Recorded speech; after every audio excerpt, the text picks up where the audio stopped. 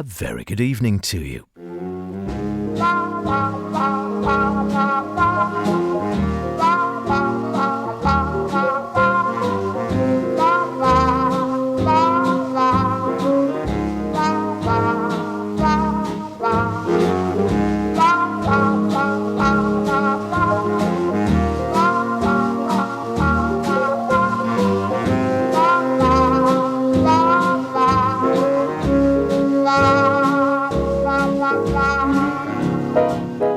And welcome along to Sweet and Swing once again here on Meg's Radio. My name's Howard Kane. I'm with you for the next hour for some of the best sounds you'll hear this week. And what have we got? Some Edmundo Ross. Oh yes, well the weather is getting warmer. Bit of Frank Weir, some more from Noel, and I found a box set of Flanders and Swann. I think we'll start dipping into that over the next few weeks. In fact, anything goes.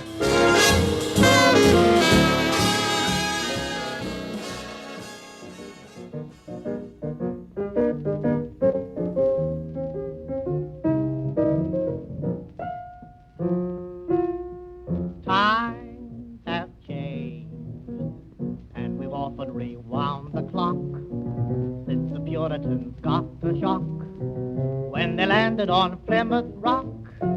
If today any shock they should try to stem, instead of landing on Plymouth Rock would land on them. In olden days, a glimpse of stocking was looked on as something shocking, but now God knows anything goes. Good authors too, who once knew better words, now only use four-letter words, writing prose. Anything goes.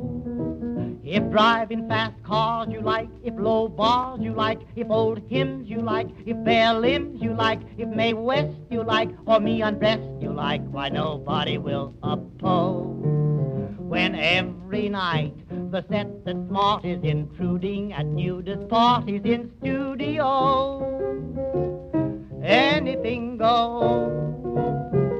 When Mrs. Ned McLean, God bless her, can get Russian reds to yes her, then I suppose anything goes. When Rockefeller still can hoard enough money to let Max Gordon produce his show, anything goes. The world has gone mad today, and good's bad today, and black's white today, and day's night today, and that gent today you gave a cent today once had several chateaus. When folks who still can ride in jitneys find out Vanderbilts and Whitneys lack baby clothes, anything goes. When Sam Goldwyn can, with great conviction, instruct Anna Sten in diction, then Anna shows anything goes. When you hear that Lady Mendel standing up, now does a handspring landing up on her toes, anything goes. Just think of those shocks you got, and those knocks you got, and those blues you got from those news you got, and those pains you got, if any brains you got from those little radios. So Mrs. R, with all her trimmings, can broadcast a bed from Simmons, 'cause Franklin knows anything goes. The one and only Cole Porter, of course. Anything goes. And that was Cole Porter himself. It was his song, that was him playing the piano, and that was him singing. From the show, Anything Goes, funnily enough, recorded in that particular case, the 27th of November, 1934. I always love it when they give exact recording dates. You sort of think, oh my lordy, it's not 100 years ago, but it's knocking on that way, isn't it? It's a lot longer than you think in many ways. And rather appropriate, I think, the song. I'm sure it's bearing in mind how urbane and witty he was. He was like a sort of an American Noel Coward in many ways, wasn't he? And anything did go, I think, Cole Porter's life. He had a luxury apartment he kept in Paris, where supposedly he had some rather lavish parties, described in certain quarters as extravagant and in other quarters as scandalous, with, I note, much gay and bisexual activity, Italian nobility, cross-dressing, international musicians, and a large surplus of recreational drugs. Yes, we're talking about sort of 1930s. I know, it almost sounds like that he could have been living a couple of years ago. Plus ça change, as they say. It's just the cut of your jib and your trousers that changes, but humanity itself doesn't alter that much, really, does it? There's always been that predilection for excess if you have the wherewithal to indulge in it, and he most certainly did. He did very well indeed, perhaps doing best in the 20s and 30s, but then had Kiss Me Kate as a sort of comeback later on, which did incredibly well for him. Porter himself was well educated, well known, of course, well moneyed, so he was very marriageable. And he did indeed marry. In 1918, he met Linda Lee Thomas, who came from Louisville, or is that Louisville? I'm not 100% certain. Louisville, isn't it? Although they do say Louisville, Kentucky, who was about 8 years older than was. Beautiful, well-connected, and they shared mutual interests, including a love of travel. And she became Porter's confidant and companion for quite some time. The couple then married a little later on. Albeit, when she did marry, she knew that actually Cole Porter was a homosexual. It was just advantageous for the pair of them to marry. For Linda, it meant continued social status and a partner who was the antithesis, as it was noted, of her rather abusive first husband. And for Cole Porter, of course, it brought a respectable heterosexual front in an era when, of course, homosexuality wasn't publicly acknowledged. And it worked. They were devoted to each other and remained married from December the 19th, 1919, until she passed away in 1954. So who's to say? There's no such thing as a perfect marriage or an ideal marriage. Anything can and will work if you want it to, I guess. And for them, it might sound odd, but it worked. And you can't fault the music in any case. I'm always amazed at these stories. You just think some of them sound so modern. You think, it could have been today, couldn't it? Not 70, 80, 90 years ago. It could have been a storyline happening today. Happily, we're hopefully more receptive of different areas, and if people want to live different ways, their sexualities, their colour, it's still all there, unfortunately, isn't it? But I like to think we're getting better, but we're a long way from perfect, aren't we? A long way from perfect. Oh well, we can only do our best and hopefully carry on down that road, and who knows, maybe in another 10, 15, 30, 50 generations, we'll all just love each other for what we are and just let people get on with their lives no matter what they want to do with them. As long as they're not harming others, just get out there and enjoy it. It's short enough, isn't it? Right, enough from me. How about some St. Louis blues? Frank Weir and the boys.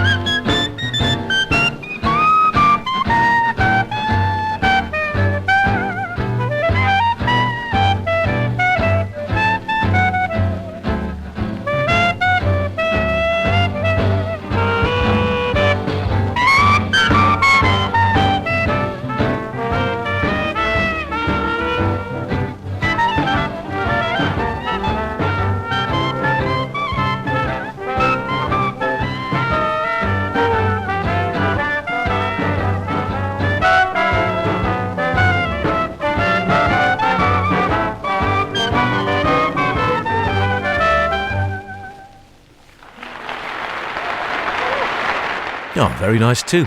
Indeed. Applause, applause. Frank Weir and the Boys. And St. Louis Blues. I think you probably recognise that, didn't you? Slightly more stretched out one. Very nice. Frank Weir, well, again, one of those lesser known names, possibly. He toured for some time. He had a band with George Shearing on piano. So he was playing with, some pretty darn good players, I would say. Sax player himself, orchestra leader and musician. He did get to number one, I note, looking at Mr. Wiki, in the UK singles chart in 1954 with none other than Vera Lynn. Anyone remember this? Before my time, I confess. Yeah, so Frank and Vera, 1954, number one, top of the pops, on a recording of the song. Anyone remember it? My Son, My Son. Yeah, that brings back memories, doesn't it? Receiving great reviews in Variety and Cashbox and Billboard. And Frank's version of The Happy Wanderer became one of the most popular recordings of 1954 in both the UK and the States, with Frank's soprano saxophone sound heard in between the verses. It got to number 12 on the New Musical Express's short-lived best-selling singles by British artists chart. Snappy title, wasn't it? In 1954, on which The Little Shoemaker made number 10 and The Never Neverland made number 4.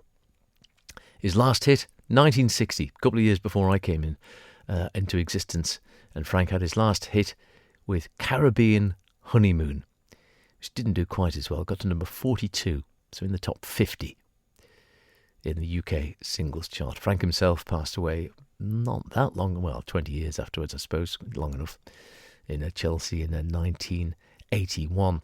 But again, it's one of those fickle things, isn't it? He actually did very well. We're working with Vera, working with George Shearing, having a number one, having a massive hit, something super popular in the 1950s. And here we are. I know it's 70 years later, but who remembers Frank Weir? Doesn't take that long, does it? I don't know, 70 years, I suppose. Yeah, you could argue it's a reasonable period. But nonetheless, it is amazing. I wouldn't mind betting if you said 30 years ago, people probably would have forgotten the name Frank Weir. Edmundo Ross, well, he lived to be 100, I think, and was playing way up into his 80s and 90s. Maybe his name is somewhat better known. Perhaps it was that infectious rhythm and the clave sounds and the warmth of Caribbean music. I don't know. Still popular, though. You still hear some of his numbers round, and they you always want to get up and have a little boogie, maybe. So I'm not going to stop you if you do. Here he is, Cuban Love Song.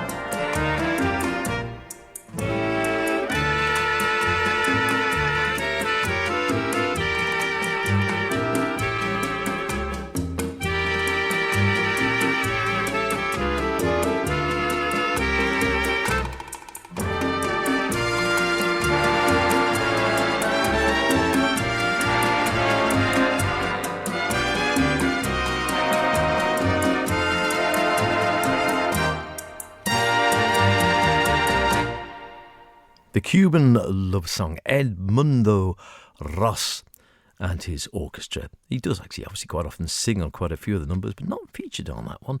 Bit of a shame, really. Well, we'll play some more another week with his great vocals on one way or another. But Cuban Love Song, I'm loving the bongos going in the background. I was given a set of bongos by Mr. John Moss of this parish from Manx Radio. Came in a few weeks back and said, I've got some bongos here. And he brought them in and we all had a bit of a play. And then very kindly, a few weeks later, he said, you know what, you may as well have them because you'll probably use them more than I will. Which was very kind of them because they're a very nice set of bongos. And I have a little, I can't say I'm playing with Edmundo Ross or indeed have a Cuban band. But I do like having a little knock on the bongos from time to time. If nothing else but to warm your hands up and make you think of sunnier climes. Although it's been quite nice the last day or so. Where should we go from there? How about, we need a bit of vocals, don't we? We'll go to Madame Tussauds. Here they are.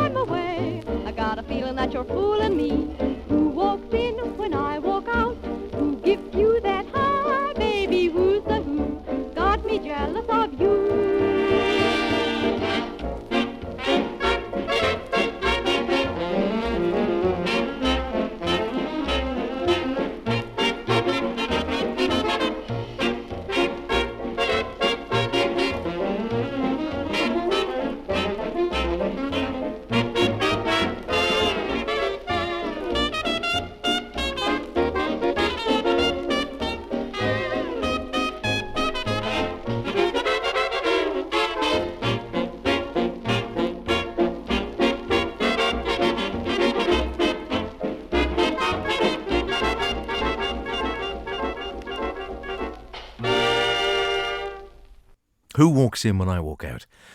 The question we all want to know, I dare say. Well, some of you might indeed. Madame Tussauds Orchestra under Stanley Barnett, I think that was, with Annette Keith. Another name that you probably don't know a great deal about, and I'm not going to be able to do a great deal more than that, because I have to say, if in doubt, I always turn to the Bible. England's second book of British dance band singers and smaller bands, and even that as a specialty book manages one line. Annette Keith, recorded with Joe Loss and Stanley Barnett's Madame Tussauds Band. And that's your lot. If you know more, of course, you might be the world's biggest Annette Keith fan. In which case, let me know. I'd love to hear. We would have a read of it out, let everyone know more about it and play some more of her singing. A nice sort of cutesy sort of voice, isn't it? Perhaps not classic, but a nice sort of cutesy voice fits that song very well indeed. And you know how to get in touch, don't you? Howard Kane at manxradio.com is far and away the easiest way to do it. Or the fastest way, I suppose, as well. Or you can do the old letter. We still like letters from time to time. Howard Kane, Sweet and Swing, Manx Radio. That's Broadcasting House, Douglas Head, Douglas in the Isle of Man. And that all-important postcode. Well, I think it's important anyway. IM1 5B for Bertie, W for Whiskey. Which is what I could probably do with now. No, better not. I'm driving home. Right. How about, you know what? I found as well when I was rummaging, we've got a bit of Flanders and Swann coming up in a minute. Because I found this wonderful boxed set. And I was always a great Flanders and Swann fan, as indeed was the Old Maestro, who obviously used to present this programme.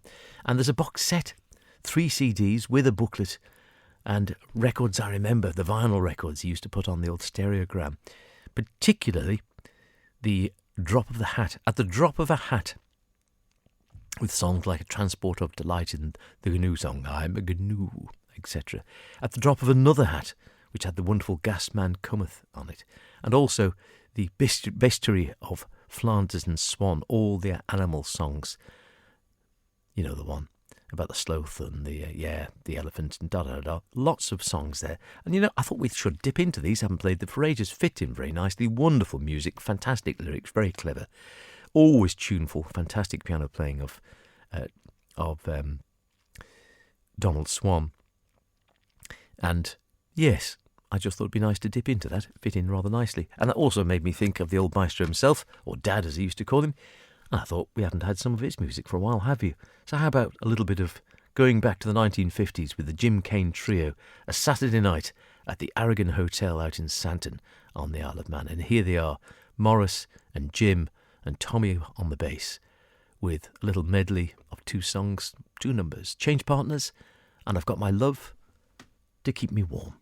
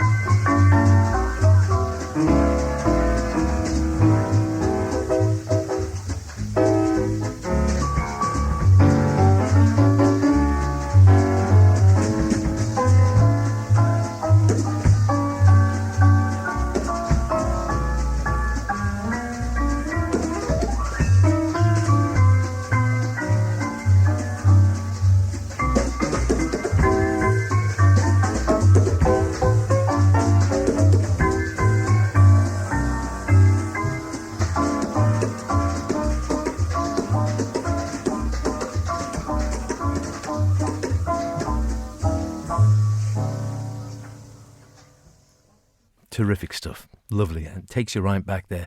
I do remember going there very young. I was only a young lad, and going to the Aragon when Dad would be going out there to either set up the band or go and see Jeff Duke, who owned the hotel at the time, and get things sorted. And I'd be there messing around or rolling pennies across the dance floor. Old pennies, I mean, the big ones, not the little guys.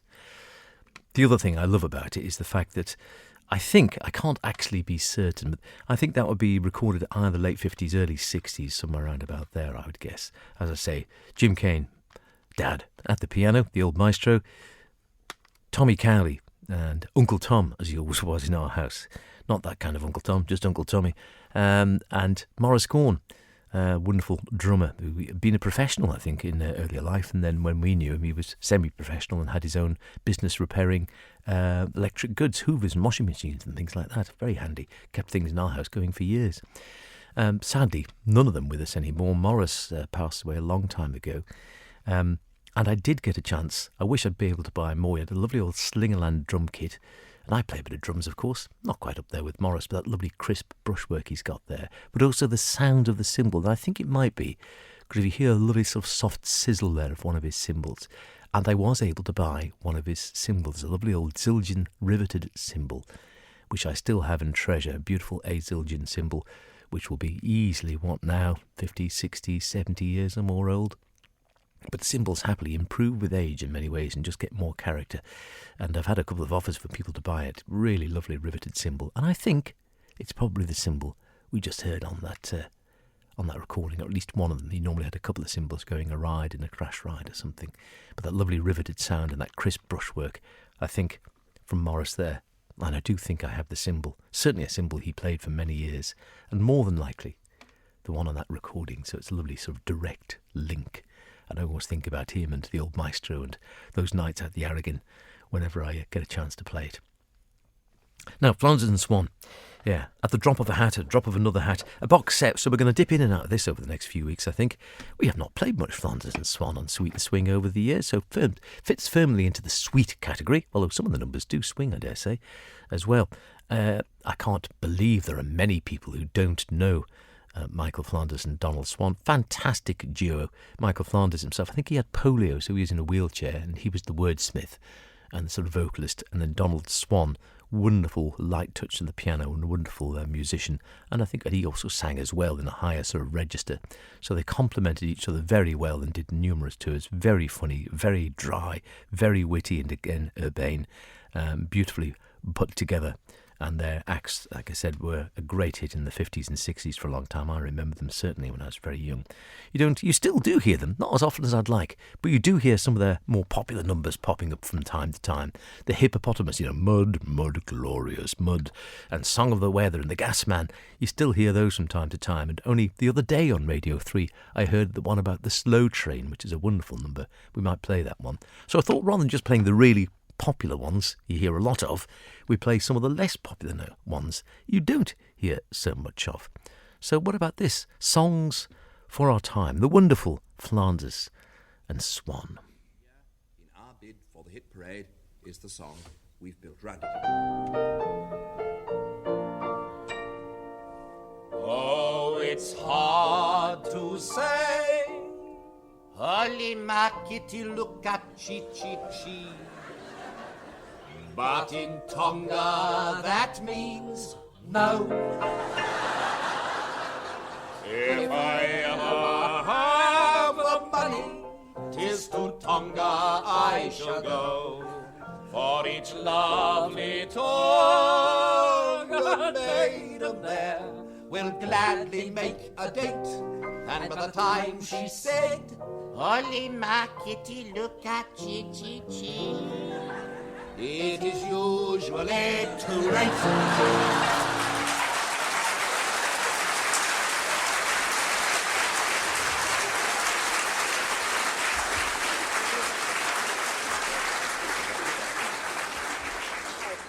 No, I don't think so, really, do you? No, I think it's probably very much easier if you want to write a hit, just to stick to the old Moon and June. We tried that, too. We tried our own variation on that highly unoriginal theme, like this. It's a satellite moon It's a plagiarized tune. That duck on the lake's a decoy. There's a sodium glare in the purified air. And the girl in my arms is Mabel Figworthy, and if she says, "Oh, really," once more, I shall break her neck.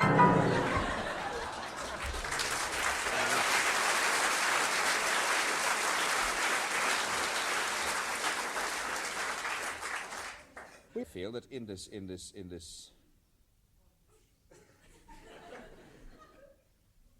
time, what the world really needs most of all is not a lot of spite. You've got enough spite in the world. Too much. But another simple, happy chorus song. Well, why not? Something in which all can join for a change, something which expresses the feelings of all the ordinary people all over the world. I think we found such a song. And it's called... Oh!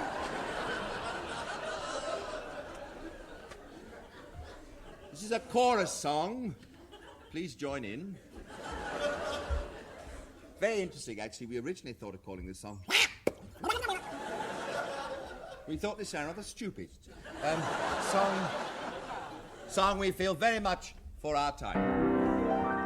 Oh, and you're feeling kind of blue. Kind of and you don't know what to do. Oh, when you've got a load of troubles on your mind. If you face them with a smile, it will make your life worthwhile. And you'll find that every now is silver line. Sing this happy song with me. Oh! Just a simple melody. Oh! What those skies above are grey. You can face the world today if you'll only learn to say, oh! All together. When your life is filled with care, oh! You will hear it everywhere. Oh! Though the world may wear a frown, here's a way to win renown. Tell them as they strap you down.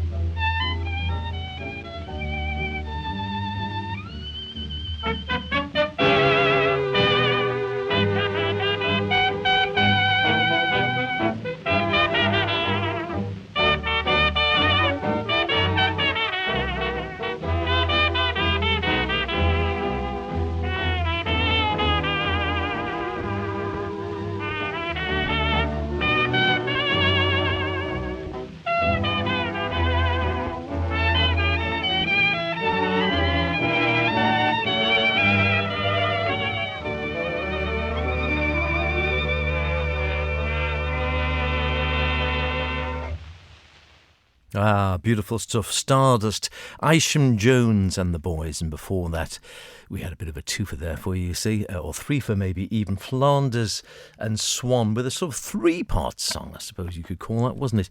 It was Songs for Our Time, fairly much tongue-in-cheek, very much those ones. We'll have some more straightforward melodies from them in the weeks to come, I think. So we'll definitely do a little bit. I'll certainly have the Slow Train. I really enjoy that one. And we might have In the Desert, perhaps. And the first and second law of thermodynamics. That's another goodie you don't hear very often. Wonderful Flanders and Swann. I promised you some Noel Coward as well, hadn't I? I think this is the last of our little dip into some Noel Coward. Not that I'm saying we won't play Noel Coward ever again, but you know what I mean.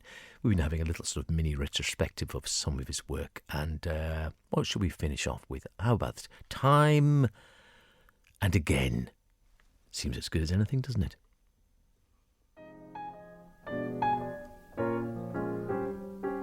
Life is what you make it, as someone once observed, a phrase that sounds a trifle glib. But whoever thought it out had clearly never sorted out the vexing problem of Adam's spare rib. Chastity, I take it, is specially reserved for those possessing moral fibers. Mine fail me all the time, and maybe that's the reason I'm a black sheep, calling all subscribers. Time and again I'm tortured with contrition, and swear that I'm sorry I've sinned. Then when I think I've got the whole thing sewn up, I must own up, everything gets blown up. Freud could explain my curious condition, and Jung would have certainly grinned. When I meet some sly dish that looks like my dish, I'm sunk, drunk, gone with the wind. How can I start afresh when the sins of the flesh override me? Maybe some psychoanalyst might slap my wrist and give a twist to what goes on inside me. If I could feign the glandular transition, I'd settle for taking the veil. Time and again I try, time and again I fail. Moralists disparage a variable heart and say that it should be fenced in, but they never think about effective means of casting out that dear old die-hard original sin. Table d'hote is marriage, free love is a la carte, and once you've crossed forbidden fruits off, you merely find that you've unwittingly set out to prove the age-old saying, better with your boots off. Time and again I've tried to form a credo, but somehow I don't seem to learn. Just when I think my guardian angel's winning, I go spinning back to the beginning. I can't refrain from firing a torpedo, abaft or ahead or astern. If I hit my quarry, I can't feel sorry. I'm hooked, cooked, done to a turn. Though I frequently wish I could curb my conditioned reflexes, I'll be damned if I'll sacrifice sugar and spice. To be precise, nothing as nice as sex is. I can't restrain my treacherous libido from slipping and tipping the scale.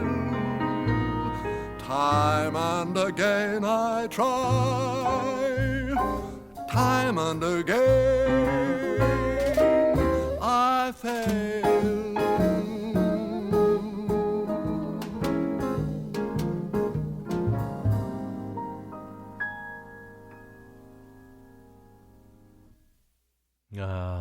wonderful Noel Coward, no less. What a character he was. A lovely picture I'm looking at him in 1972. Still looks much the same. He's sort of got the fag in hand in a sort of loose sort of fashion with a purple tie on and that sort of slightly superior look he had so very effectively. Playwright, composer, director, actor, singer, and known, of course, for his wit and flamboyance. Time magazine called A Sense of Personal Style, a combination of cheek and chic, pose and poise. Beautifully put that, isn't it? Beautifully put. Started out in the Dance Academy in London as a child and made his stage debut at the age of 11, and then introduced into high society, which is pretty much where all his, plays were set, relative values and such like, quite early on, and achieved enduring success, I suppose, as a playwright. 50 plays. More than 50 plays published from his teens onwards. Hay Fever, Private Lives, Designed for Living, Present Laughter, Blithe Spirit, all still performed on a regular basis. I think there's some talk about doing some Noel Coward over here on the Isle of Man sometime either later this year or next year, I can't remember now. At the outbreak of war, he volunteered for war work running the British Propaganda Office in Paris, and he also worked with the Secret Service, would you believe? Yeah. Using his influence to persuade the American public and government to help Britain, and won an Academy Honorary Award in 1943 for his naval film drama In Which We Serve, and then knighted in 1970. A little bit of Stan Getz. We haven't had any Stan for a while, have we? Lovely, luscious. He's sort of got a tone as smooth and debonair as Noel Coward. It's sort of like Noel Coward turned into saxophone. Here he is, Stan Getz with Melancholico.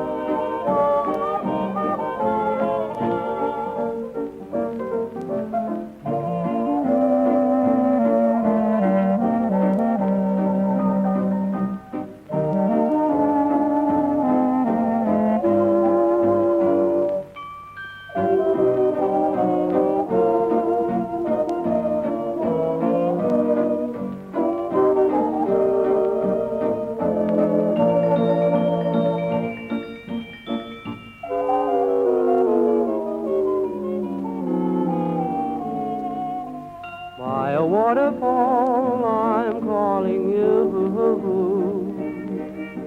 We can share it all beneath a ceiling of blue.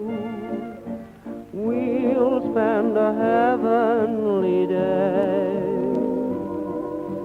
here where the whispering waters play.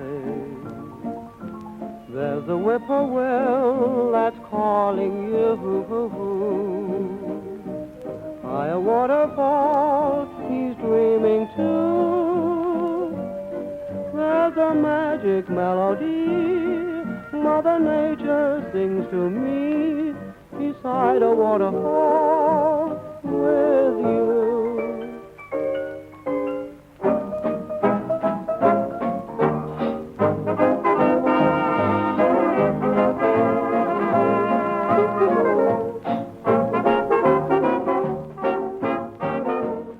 And with a little twofer to finish off, some Stan, and then Jack Hilton with Pat O'Malley taking the vocals. By a Waterfall. Enjoy the weekend. The weather's good on Saturday. I'll be back, same time, same place, next week. Look after yourselves, and see you then. Cheerio.